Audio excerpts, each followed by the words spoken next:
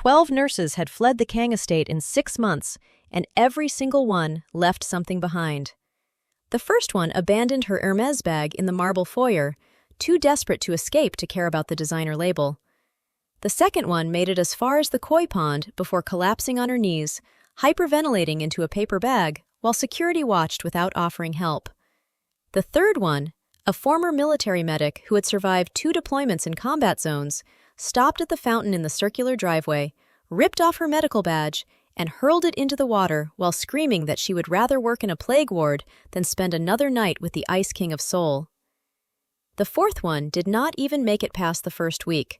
She simply vanished one morning, leaving behind only a resignation letter that read, "He is not a patient. He is a test from hell itself." Rachel Park walked past the fountain where the badge still glinted beneath the water, a canvas medical bag slung over her shoulder, sneakers held together with superglue, and the blank expression of someone who had already buried the person she used to be. She watched a black sedan speed past her, another nurse fleeing with mascara streaking down her face, and muttered under her breath that people really needed to develop a backbone. She adjusted the fraying strap cutting into her collarbone and kept walking. The Kang estate rose before her like a monument to cold power, all steel and glass and brutalist concrete, with security cameras tracking every angle and black-suited guards positioned like chess pieces across the grounds. Floor-to-ceiling windows reflected nothing but her own exhausted face staring back. Rachel thought to herself that if she died here, at least her student loans would die with her. The head of household, Mr. Han, a man who looked like he had spent 40 years perfecting the art of silence and intimidation, stood at the entrance with a tablet in hand and the weary posture of someone who had stopped believing things could get better. He looked Rachel up and down, taking in the faded nursing uniform that had been washed so many times the hospital logo was barely visible, the dark shadows carved beneath her eyes like bruises, the way she stood perfectly still, like someone who had learned not to flinch, and asked if she was the new nurse from the agency. Rachel nodded and said that was correct. Rachel Park, here for the 3-month contract, and extended her hand with a smile that felt more like a challenge than a greeting. Mr. Han did not shake it. Instead, he asked if she had reviewed the contract thoroughly. Rachel said she had, every single page. Mr. Han asked if she had read the liability clauses, including the sections about physical injury, psychological trauma, emotional distress, and the explicit acknowledgement that the Kang family held no responsibility for any adverse outcomes, including, but not limited to, mental breakdown. Rachel raised an eyebrow and said she particularly appreciated the creativity in the legal phrasing. Very thorough, almost like they expected people to lose their minds. Mr. Han exhaled slowly through his nose and said to listen very carefully because Kang Tae-jun was not like other patients. Rachel asked if he was difficult, like refusing medication, or difficult like throwing medical equipment at people's heads. Mr. Han answered that he was difficult, like 12 professionals in 6 months, and that number did not include the ones who resigned during the orientation. Rachel blinked and said that was almost impressive, like he was actively trying to set some kind of record for being impossible to work with. Mr. Han said this was not a matter to joke about. Rachel replied that she understood completely, but if she did not laugh, she would scream, and she had already done enough screaming to last a lifetime. Besides, her therapist said humor was a coping mechanism, and since she could not afford therapy anymore, this was the best she could do. If you love dark romance, dangerous men, and broken women who refuse to bow, tap the like button now, subscribe for more gripping stories, and stay with me, because this is the moment everything changes. Mr. Han turned and began walking without checking whether Rachel was following, his footsteps echoing against the polished white marble like the countdown to an execution. Rachel followed, forcing herself not to let her jaw drop as she absorbed her surroundings. The entrance hall of the Kang estate was larger than the entire clinic where her sister had died, its ceiling soaring 3 stories high, a minimalist chandelier hanging above like a sculpture of frozen light. Enormous black and white photographs line the walls, each one depicting a man with the same sharp jawline and merciless eyes. Generations of Kang patriarchs, and not a single one looking like they knew what mercy felt like. Mr. Han led her down a corridor that seemed to stretch into infinity, the floor so perfectly polished that Rachel could see her own warped reflection staring back at her. Every 20 meters, a security guard stood motionless like a sentinel, eyes forward but awareness locked on her every move. Rachel wondered how many people had walked this hallway and never walked back out. How many secrets were buried beneath the expensive architecture? Mr. Han stopped abruptly before a private elevator of black steel, its doors etched with a pattern that Rachel realized, after a moment, was a dragon devouring its own tail. "Subtle," Rachel muttered. Mr. Han glanced at her and explained that Kang Tae-jun's grandfather had commissioned the design after consolidating power in Seoul's underworld, as a reminder to everyone who entered this house that they were standing in the territory of a predator who consumed everything, even himself. Rachel swallowed hard, but kept her voice steady as she asked if there were stairs, because she had always found elevators a little claustrophobic, especially the ones decorated with symbols of self-destruction. Mr. Han pressed the call button and said that Kang Tae-jun's suite was on the top floor, and he did not tolerate lateness. The elevator doors slid open with a whisper, revealing an interior of dark wood and mirrors that made Rachel feel like she was stepping into a very expensive coffin. She walked inside, Mr. Han followed, and as the doors closed, Rachel caught her own reflection staring back. A woman who looked like she had nothing left to lose. Which, she supposed, made her the most dangerous kind of nurse Kang Tae-jun had ever met. The elevator doors opened onto darkness. Not the soft darkness of a room with curtains drawn, but the deliberate, suffocating darkness of someone who had declared war on light itself. Rachel stepped out into a penthouse suite where every window had been covered with blackout panels, where the only illumination came from a single desk lamp in the far corner, its beam cutting through the shadows like a surgical blade. Mr. Han gestured toward the light and said that Kang Tae-jun was waiting, then retreated back into the elevator without another word, leaving Rachel alone in the dark with a man she could not yet see. Rachel walked forward, her footsteps muffled by carpet so thick it felt like walking on graves. As she approached the pool of light, details emerged from the darkness. A massive desk of black walnut, medical equipment abandoned in corners like the remnants of lost battles, empty pill bottles lined up on a side table with military precision, and behind the desk, a figure sitting so still he could have been carved from ice. Kang Tae-jun was younger than she expected, maybe 30, with the kind of face that would have been beautiful if it were not so utterly devoid of warmth. Sharp cheekbones, dark hair falling across his forehead, and eyes that looked at her with the same curiosity someone might show an insect they were about to crush. He wore a black shirt unbuttoned at the collar, and even sitting down, Rachel could see the tension in his shoulders, the way he held himself like a weapon waiting to be fired. He did not greet her. He simply looked at her for a long moment, taking in every detail: her worn uniform, her canvas bag, the defiant set of her jaw, and then he spoke, his voice low and cold as winter. "You have 10 minutes to walk out of here and forget you ever heard my name. After that, I will make it my personal mission to destroy every corner of your miserable little life until you wish you had never been born." Rachel set her bag down on the floor with a soft thud and said that was quite an opening line. Very theatrical. Did he practice that in the mirror, or did it come naturally? Tae-jun's expression did not change, but something flickered in his eyes. A spark of surprise quickly extinguished. He said he was not joking. Rachel replied that she could tell the whole darkness and death threats aesthetic really sold the seriousness, very committed to the theme. Tae-jun leaned forward slightly, the lamplight catching the edge of his face, and asked if she understood who he was. Rachel said she understood perfectly. Kang Tae-jun, heir to the Kang Syndicate, spinal injury sustained 18 months ago, 12 nurses in 6 months, reputation for psychological warfare, enjoys darkness and making people cry, probably has trust issues and unresolved trauma, definitely has a god complex.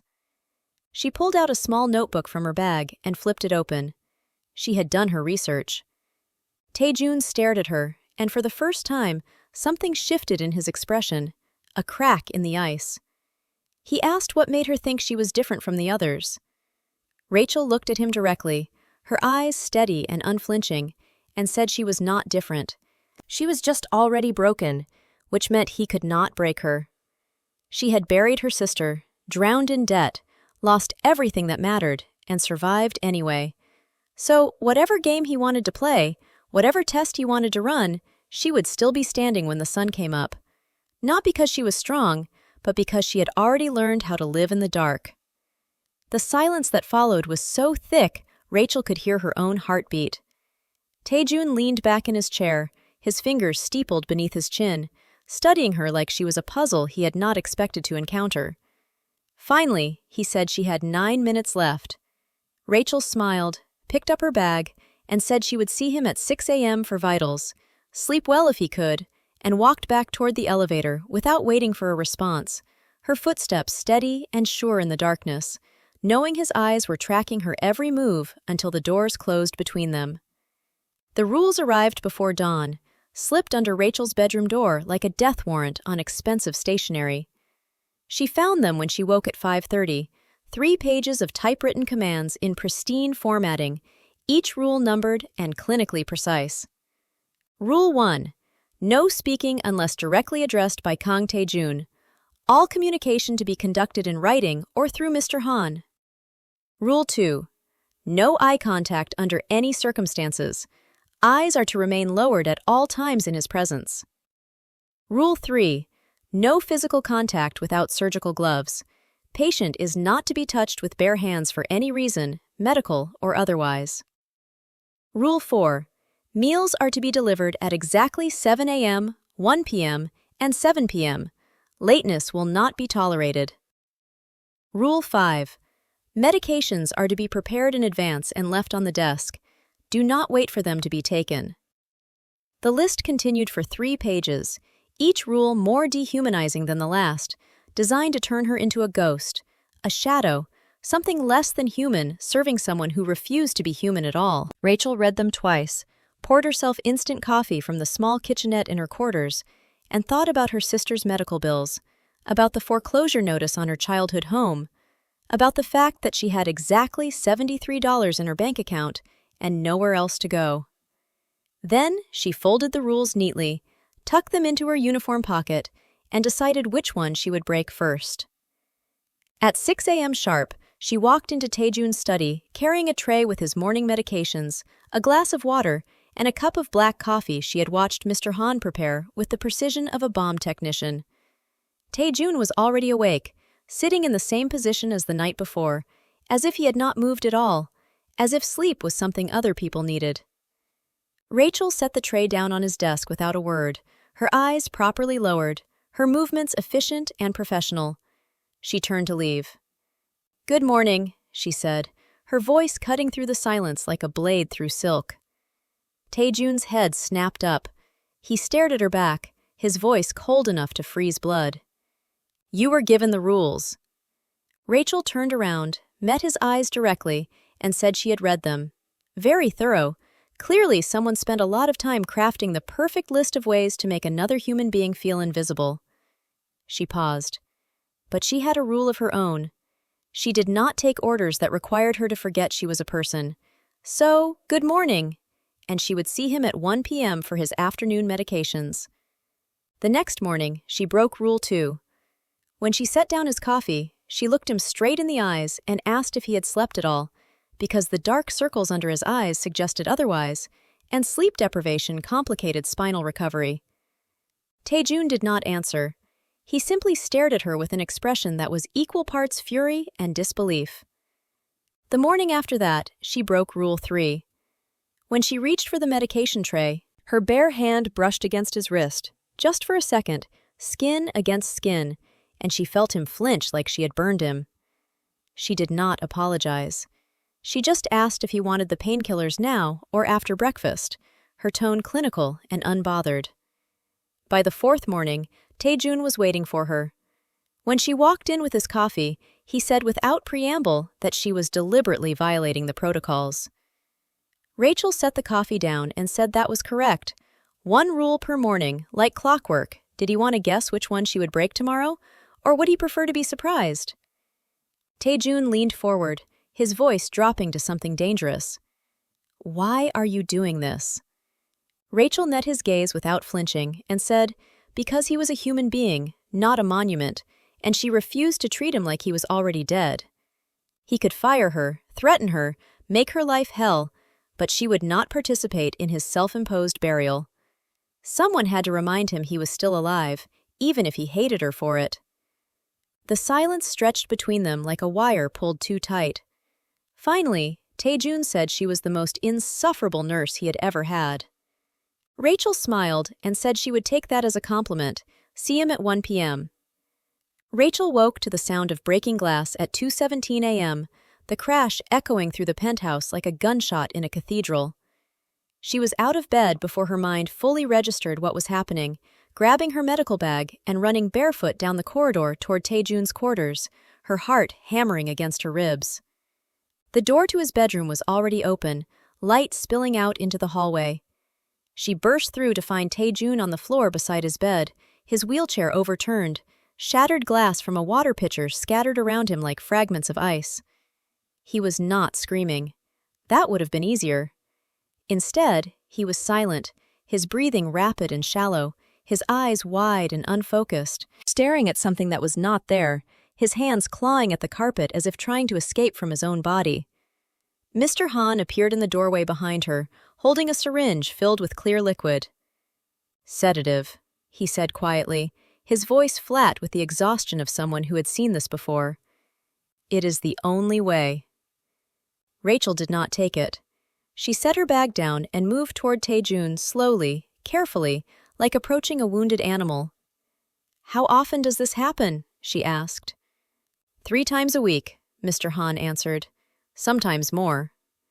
Rachel knelt just outside the circle of broken glass, close enough to be in Taejun's line of sight, but not close enough to touch. She said his name. No response. His breathing was getting faster, his body beginning to shake. She could see the exact moment he stopped being in this room and disappeared somewhere else entirely, somewhere dark and full of things that had broken him. "Give him the sedative," Mr. Han said again, more urgently. Rachel shook her head. "That just delays it. It does not fix anything. It keeps him from hurting himself." Rachel looked at Taejun's hands, at the way his fingers were digging into the carpet hard enough to leave marks, and made a decision that would probably get her fired. She sat down cross-legged on the floor, just beyond the glass, and opened her medical bag. She pulled out a worn medical journal, the one she had been reading before bed, and began to read aloud.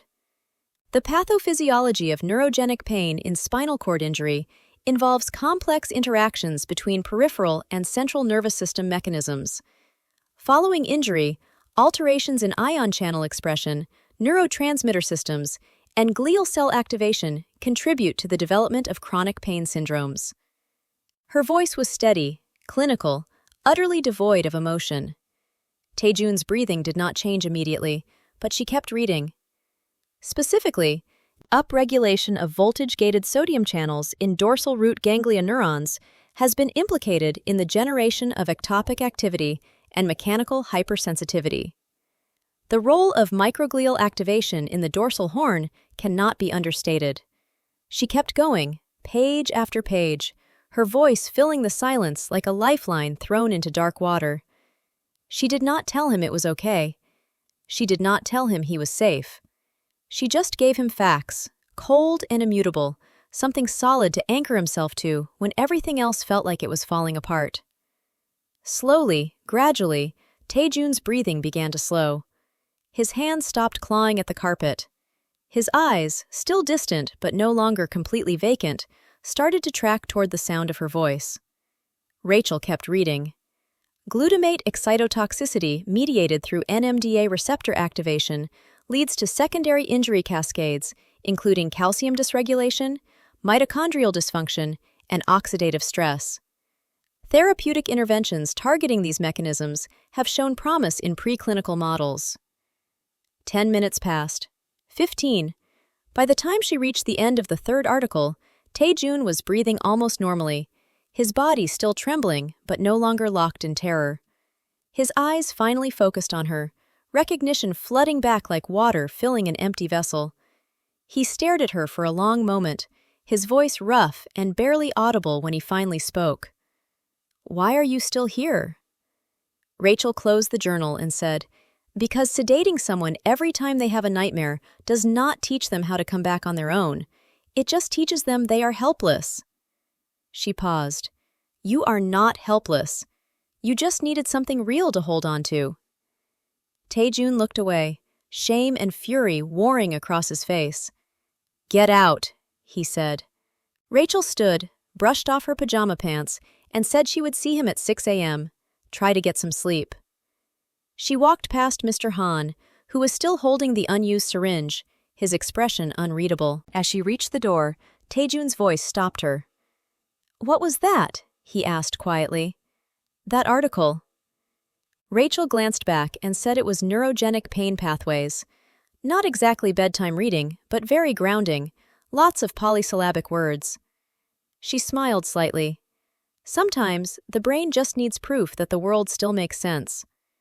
She left before he could respond, but she heard it anyway, so quiet it was almost lost in the darkness. "Thank you." The package arrived during breakfast, delivered by 3 men in black suits, who moved like soldiers and looked at Rachel like she was something they might need to dispose of later. Mr. Han signed for it without expression, his pen strokes precise and controlled, but Rachel noticed the way his hand tightened on the clipboard, the way his jaw clenched for just a fraction of a second before he smoothed his face back into neutrality. The box was wrapped in expensive paper, black with silver embossing, tied with a silk ribbon that probably cost more than Rachel's entire month's salary. It sat on the entry hall table like a bomb waiting to detonate. Mr. Han carried it to Taejun's study without a word. Rachel followed, her instincts screaming that something was wrong, that gifts wrapped this beautifully were never actually gifts at all. Taejun was at his desk, reviewing financial reports, his expression bored and distant until he saw the package. Then, every muscle in his body went rigid. He stared at it the way someone might stare at a snake coiled to strike. "From your father," Mr. Han said quietly, setting the box down with the careful reverence of someone handling a live grenade. Taejun did not move. He did not reach for it. He just looked at it like it was a message written in a language only he could read, and what it said was not good. Rachel stepped closer, her curiosity overriding her common sense. "Should I leave?" she asked. Taejun's voice was flat, emotionless. "Stay. You should see what kind of family you are working for." He reached for the box with hands that did not shake, pulled the ribbon loose, tore away the expensive paper with controlled violence. Inside was a black lacquered box, and inside that, nestled in white silk, was a jade figurine of a dragon eating its own tail, exquisitely carved and ancient, the kind of artifact that belonged in a museum. And beneath it, a handwritten note on heavy cardstock. Taejun read it silently, his face turning to stone.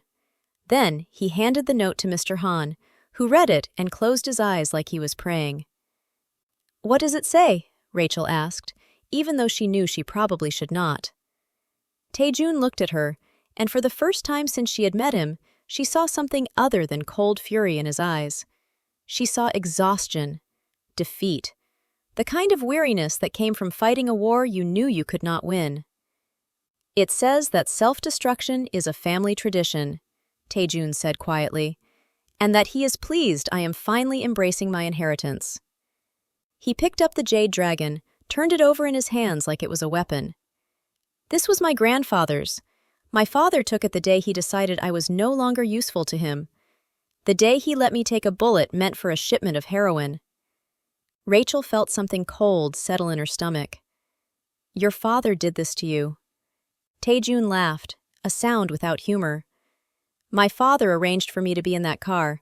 He knew there would be an ambush. He considered it an acceptable loss. The drugs were worth more than his son." He set the dragon down with careful precision. "This is his way of reminding me that I am alive only because he allows it, that this house is not a sanctuary, it is a cage." Rachel looked around the study, at the blackout curtains, at the medical equipment gathering dust, At the security cameras in every corner that she had assumed were for protection, but now realized were for surveillance. She understood suddenly why Taejun never left this floor, why the darkness felt less like a choice and more like a sentence. "He is keeping you here," she said softly. Taejun met her eyes, and in them she saw the truth of what it meant to be the son of a monster. "He is keeping me alive because a dead son is a martyr. A broken son is a reminder." He gestured at his wheelchair, at his ruined body. "I am his favorite cautionary tale, a warning to anyone who thinks they can challenge his authority." The silence that followed was suffocating. Rachel wanted to say something comforting, something reassuring, but every word felt inadequate in the face of this revelation. Finally, she asked the only question that mattered. "Do you want to stay in this cage?" Taejun looked at her like she had asked him if he wanted to breathe. "What I want has not mattered in a very long time." Rachel picked up the jade dragon, felt its weight in her palm, the cool smoothness of stone carved by hands long dead. "Then maybe it is time to make it matter again." She set it back down, her voice steady and sure. "You might be his prisoner, but you do not have to be his victim. There is a difference." Taejun stared at her, something shifting in his expression, something dangerous and desperate and alive. "And what would you know about the difference?" Rachel smiled, sad and fierce. "Everything. I have been both." It happened on the 8th day, during the afternoon medication round, when the summer heat made the penthouse feel like a tomb, and Taejun's pain levels had been climbing all morning, despite the carefully calibrated doses Rachel had been administering. She had watched him try to hide it, the way his jaw tightened when he shifted in his chair, the way his breathing went shallow when he thought she was not looking, the way his hands gripped the armrests hard enough to leave impressions in the leather. She brought his medications early, along with a glass of water and an ice pack she had not been asked to provide.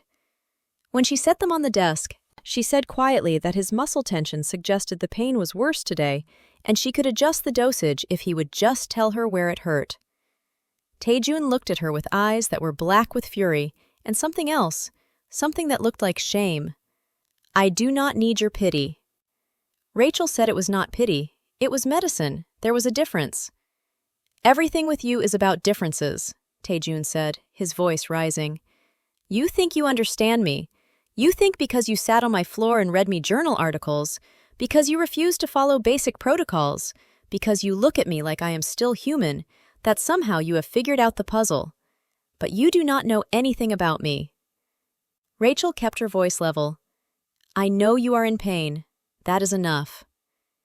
Taejun grabbed the glass of water from the desk and threw it at her in one fluid motion, his aim perfect despite the rage, the glass spinning through the air like a crystal blade. Rachel did not move.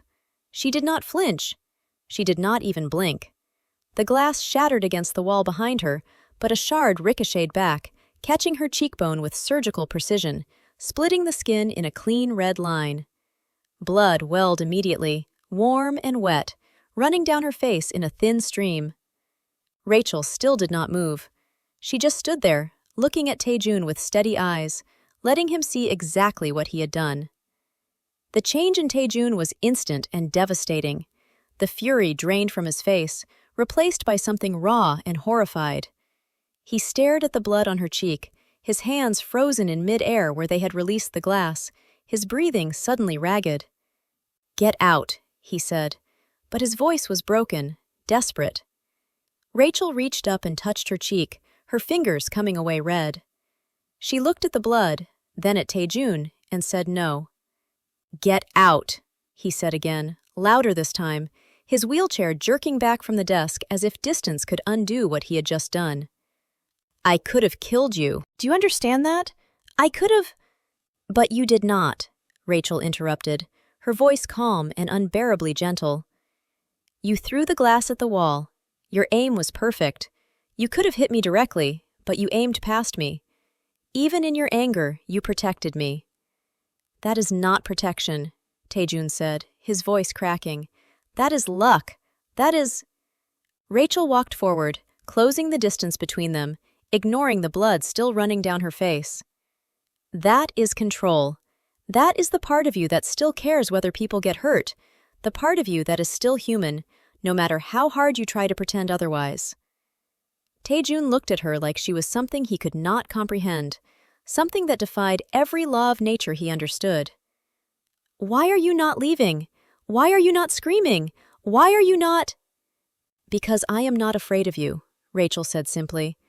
"I am afraid for you. There is a difference." The silence that followed was absolute. Taejun stared at her, his eyes suddenly bright with something that might have been tears if he had allowed himself to cry, his hands trembling where they gripped the wheels of his chair. His voice, when he finally spoke, was barely a whisper. "I am sorry." Rachel reached into her pocket and pulled out a sterile gauze pad she always carried, pressed it gently to her cheek. "I know," she said. "Now let me check your vitals, because your heart rate is elevated and you look like you are about to have a panic attack." Taejun let out a sound that was half laugh, half sob. "You are insane." Rachel smiled, careful not to pull the cut.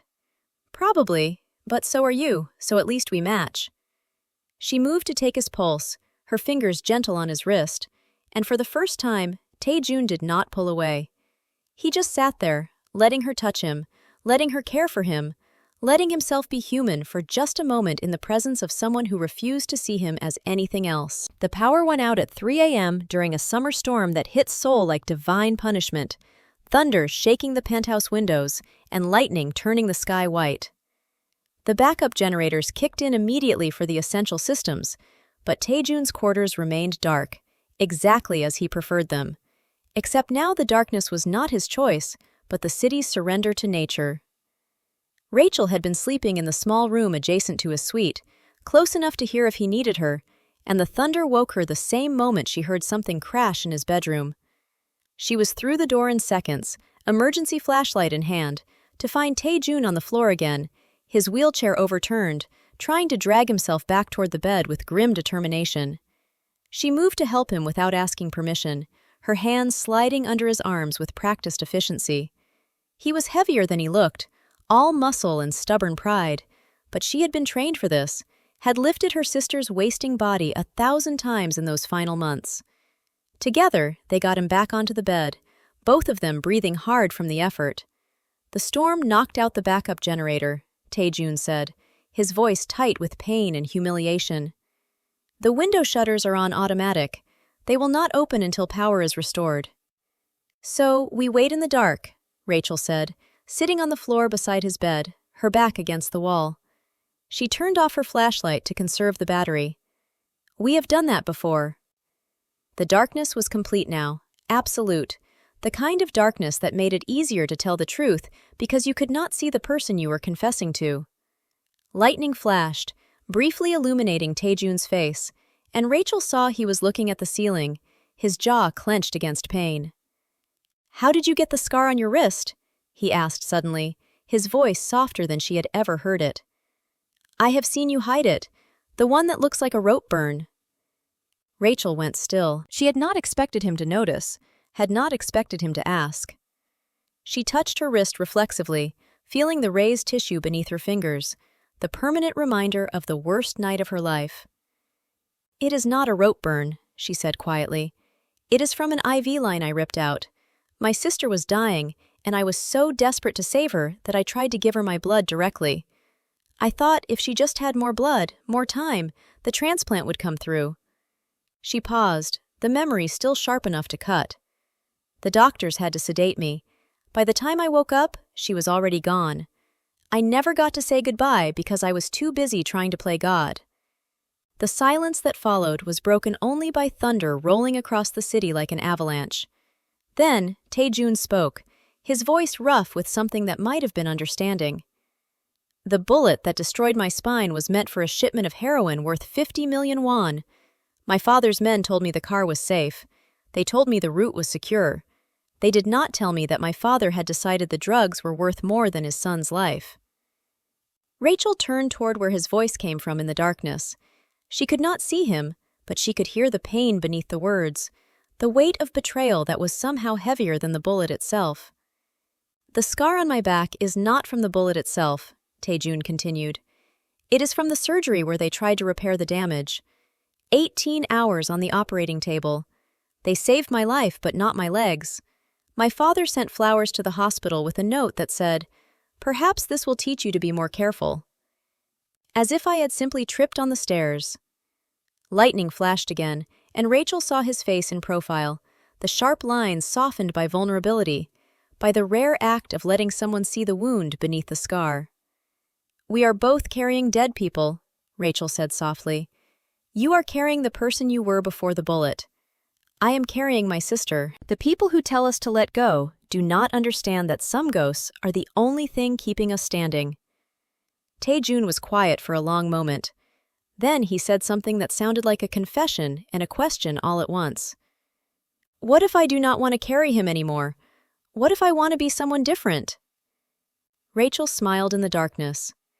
"Then you become someone different. Not by forgetting who you were, but by deciding who you want to be next." The storm raged outside, but inside, in the absolute darkness where neither of them could hide behind carefully constructed masks, something shifted between them. Something fragile and terrifying and impossibly real. When the power finally returned 3 hours later, flooding the room with harsh light, they both blinked like creatures emerging from a cave. Taejun looked at Rachel, still sitting on the floor beside his bed, and said her name like it was the first time he had ever said it aloud.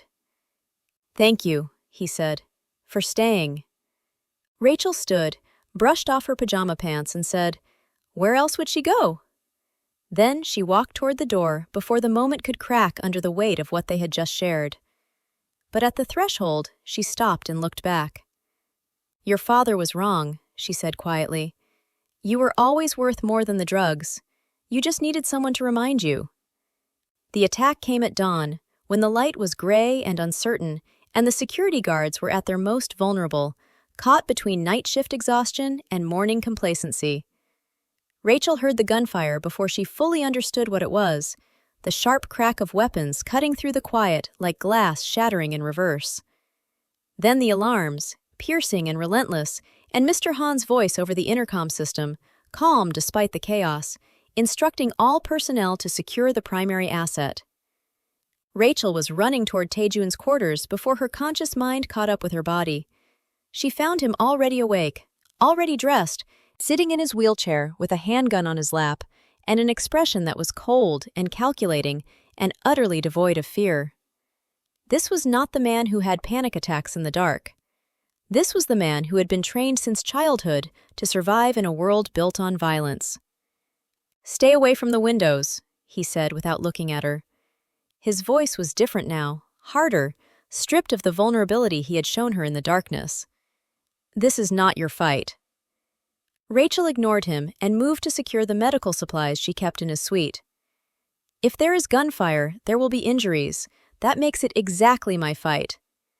Before Taejun could respond, the door burst open and 2 of his men half-carried, half-dragged a third man into the room. The injured man was young, maybe 25, with a face that would have been handsome if it were not twisted in agony. Blood was spreading across his abdomen in a dark stain that meant internal bleeding, arterial compromise, minutes before shock set in completely. "Jung-soo," Taejun said, his voice sharp with command. "What happened?" The less injured guard answered, his words coming fast. "The south perimeter was breached. Park family soldiers. Jung-soo took 2 rounds covering our retreat. He needs a hospital now." Rachel was already moving, her hands pulling on gloves, her mind shifting into the clinical detachment that had gotten her through her sister's death and every emergency since. "Put him on the floor," she said, her voice cutting through the panic like a scalpel. "Carefully. Do not jostle him." The guards looked at Taejun for permission. He nodded once, and they obeyed immediately, lowering Jung-soo onto the expensive carpet that was about to be ruined by blood that no amount of money could clean. Rachel knelt beside him, her hands already assessing the damage with practiced efficiency. 1 bullet had gone through clean, but the second was still inside, somewhere near the liver, maybe nicking the hepatic artery based on the bleeding pattern. She had maybe 10 minutes before he bled out completely, maybe less. She looked up at Taejun. I need a sterile field, every towel you have, boiling water, and your complete trust. I can stabilize him, but it will not be pretty." Taejun stared at her, and she saw the calculation in his eyes, the weighing of options, the cold mathematics of survival. Then he made his decision. "Mr. Han, get her everything she needs. Now." The next 15 minutes were a blur of blood and precision, and Rachel's hands moving with a certainty born from years of emergency room rotations where hesitation meant death. She packed the wound, clamped the artery with hemostats from her kit, worked with the kind of focused intensity that made everything else disappear. The gunfire outside became background noise. The danger became irrelevant. There was only the patient, the problem, and the solution she was creating with nothing but knowledge and will. Taejun watched her the entire time, his eyes never leaving her face, seeing something he had not expected to see. She was not afraid. She was not even shaking. She was magnificent in the way that warriors were magnificent, completely present in the moment where life and death balanced on the edge of a knife. When Rachel finally sat back, her hands covered in blood, Jung-Soo's breathing had stabilized, his color returning from gray to something closer to human. "He will live," she said quietly, "but he needs a hospital within the hour. I bought you time, not miracles." Taejun nodded to his men, who immediately moved to prepare transport. Then he looked at Rachel, really looked at her, and said, "You just saved one of my men without hesitation. You do understand what that means." Rachel peeled off her gloves and met his eyes. "It means I am a nurse. It means when someone is dying in front of me, I do not care whose side they are on. I care that they are human." Taejun leaned forward in his wheelchair, his voice low and intense. "You are not like anyone I have ever met." Rachel smiled, tired and bloodstained, and somehow more alive than she had felt in months. "I know. You keep telling me that like it is a surprise." Outside, the gunfire had stopped.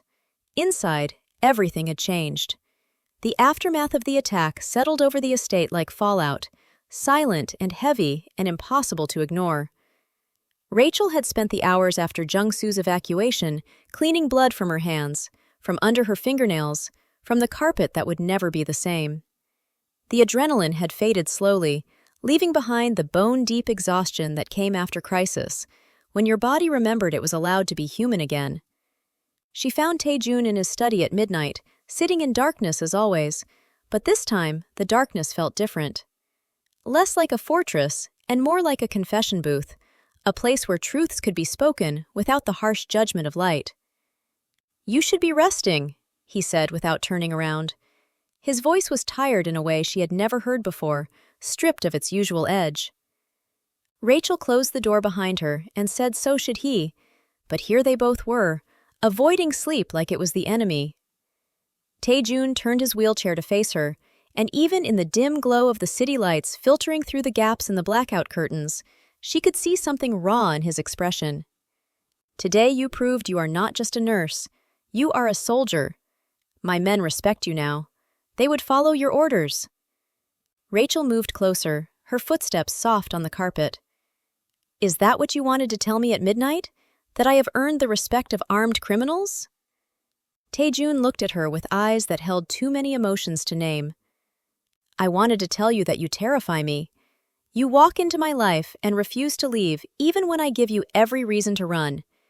You sit with me in the dark and read me medical journals like they are poetry. You save my men without hesitation and then look at me like I am not the monster who employs them."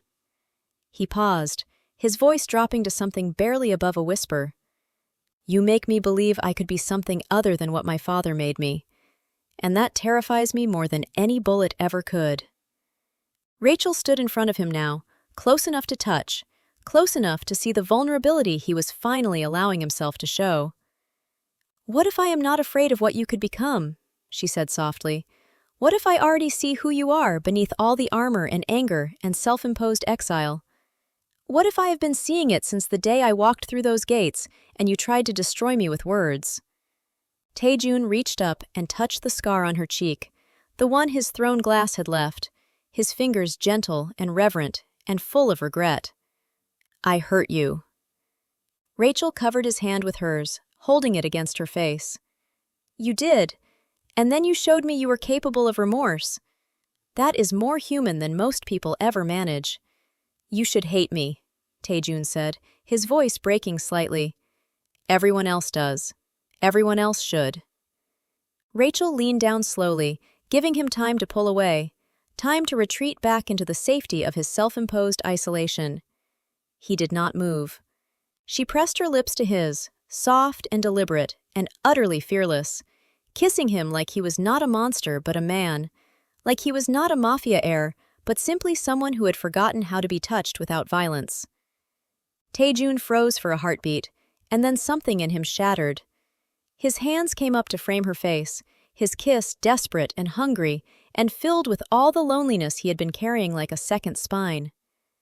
When they finally broke apart, both of them breathing hard, his forehead rested against hers. That was not in your job description, he said, his voice rough with emotion. Rachel smiled against his skin. I broke your final rule. No touching without gloves, no intimacy, no seeing you as anything other than a patient. She pulled back just enough to meet his eyes. Consider it my resignation from following protocols designed to keep me at a distance. Taejun cupped her face in his hands, his thumbs tracing her cheekbones like he was memorizing the architecture of her features. You are the bravest person I have ever met, and the most foolish. Do you understand what it means to be involved with someone like me? Rachel kissed him again, softer this time, a promise rather than a question.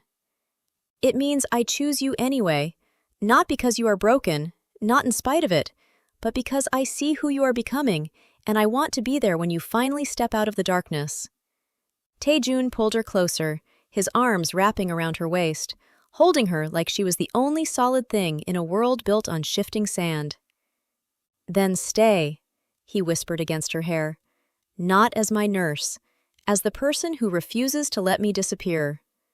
Rachel held him back, and for the first time since she had entered the Kang estate, she felt like she had found something worth more than the debt she was trying to pay. She had found someone worth fighting for, someone worth saving, someone worth choosing every single day despite the danger and the darkness and the ghosts they both carried. I am not going anywhere, she said simply. You are stuck with me now. The physical therapy began the morning after their kiss, brutal and unforgiving and exactly what Taejun needed. Rachel pushed him harder than any of his previous nurses had dared, her hands firm on his legs as she guided him through exercises that made him curse and sweat and occasionally threatened to fire her out of sheer frustration. But she never backed down, never softened, never treated him like he was fragile. You have spent a year believing you could not walk, she said on the 5th day, her voice clinical despite the intimacy that now existed between them. But your scans show incomplete spinal injury. Your muscles have atrophied from disuse, not from permanent damage. Your father convinced you that you were broken beyond repair because a broken son was easier to control than an angry one. Taejun looked at her from his position on the therapy mat, his body shaking from exertion, and asked if she truly believed he could stand again. Rachel met his eyes without hesitation. I believe you never actually lost the ability. You just lost the reason to try. So find a new reason. The reason, Taejun realized as he gripped the parallel bars and pulled himself upward with every ounce of strength he had rebuilt over 2 weeks of relentless work, was standing right in front of him. Rachel, with her steady hands and steadier heart, refusing to let him surrender to the cage his father had built. On the 18th day, Taejun stood for the first time in a year. His legs trembled like a newborn colt, his hands white-knuckled on the supports, sweat pouring down his face from the effort of defying gravity and his father's expectations simultaneously. But he stood. And Rachel, watching him with tears streaming down her face that she did not bother to hide, whispered that she knew he could do it. She always knew. 3 days later, Taejun walked 10 steps without assistance. A week after that, he walked from his bedroom to his study without stopping. And the morning he decided to face his father, he walked down the corridor that had once felt endless with Rachel beside him, their footsteps synchronized like a heartbeat. Mr. Han met them at the elevator, his expression carefully neutral, but his eyes showing something that might have been pride. "The car is ready," he said quietly. "Your father is expecting you at the downtown office. He does not know you can walk." "Good," Taejun said, his voice carrying the weight of a man who had spent a year planning this moment. "Let it be a surprise." The drive through Seoul was silent, the city passing by the tinted windows like a world Taejun had forgotten existed. Rachel sat beside him, her hand in his, her presence the only anchor he needed as he prepared to reclaim what had been taken from him. The Kang Corporation headquarters rose above the city like a monument to power built on blood and secrets. Taejun's father, Kang Jin-woo, waited in his office on the top floor, a man who looked like an older, colder version of his son, with eyes that held no warmth and no mercy. He did not stand when they entered, did not acknowledge Rachel's presence, simply looked at the wheelchair being pushed into his office by a guard and said, "I see you are still broken. How unfortunate." Taejun smiled, and it was not a kind smile. "Then let me correct your vision." He stood from the wheelchair in one fluid motion, his legs steady beneath him, his posture straight and strong and absolutely defiant. He walked toward his father's desk with measured steps, each one a declaration of war, each one a rejection of the cage he had been placed in. Kang Jin-woo's face went pale, then red, the shock giving way to fury. "You were supposed to be crippled. The doctor said what you paid them to say," Taejun interrupted, his voice cold and absolute. "You needed me broken because you were afraid of what I would become if I healed. You were right to be afraid." He placed both hands on his father's desk and leaned forward, his presence filling the room like a storm. "I am taking control of the Kang Syndicate, not to continue your legacy of violence and corruption, but to dismantle it and rebuild something that does not require breaking your own son to maintain. You have a choice. Step aside willingly, or I will use every secret, every crime, every betrayal you have committed to destroy you." Kang Jin-woo stood abruptly, his hand moving toward the desk drawer where Rachel knew he kept a weapon. But Rachel was faster, her voice cutting through the tension like a blade. "If you reach for that gun, I will testify about every injury I have documented in your son's medical files, every piece of evidence that proves you orchestrated his attempted murder. The prosecutor's office already has copies. I made sure of it." Taejun looked at Rachel, surprise and admiration warring across his face. "When did you do that?" Rachel smiled. "The day I realized you were going to stand up and fight. I made sure you had ammunition that was not just physical." Kang Jin-woo sank back into his chair, defeated not by his son's strength, but by the nurse who had refused to let him win. "Get out of my office," he said, his voice hollow. Taejun straightened, took Rachel's hand, and said with absolute finality, "This was never your office. It was always mine. I am just finally here to claim it." They walked out together, side by side, into a future they would build on their own terms, leaving behind the darkness that had defined them both. And for the first time in longer than either could remember, the light did not feel like an enemy. It felt like a beginning.